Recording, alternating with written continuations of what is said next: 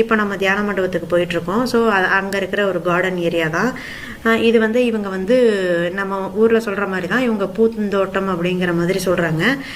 அதை தாண்டி தான் போனால் மனசு ரொம்ப அமைதியாக இருக்கும். அதனால் இந்த வழியாக தான் அங்கே போனோம் அப்படிங்கிற மாதிரி இவங்க ஒரு இது சொல்கிறாங்க.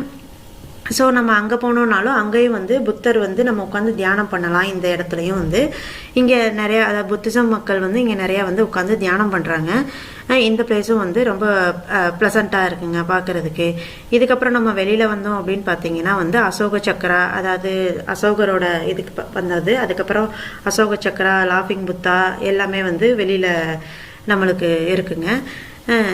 இதுதான் வெளியிலேருந்து இந்த பார்க்குற தியான மண்டபம். இங்கேயே அவரோட போர்ஷன்ஸ், அதாவது அவரோட போஸ்டர்ஸ் எல்லாத்தையுமே நல்லா பிக்சரைஸ் பண்ணியிருக்காங்க. இங்கே நல்ல கலை நுணுக்கமாக நல்லா பண்ணியிருக்காங்க.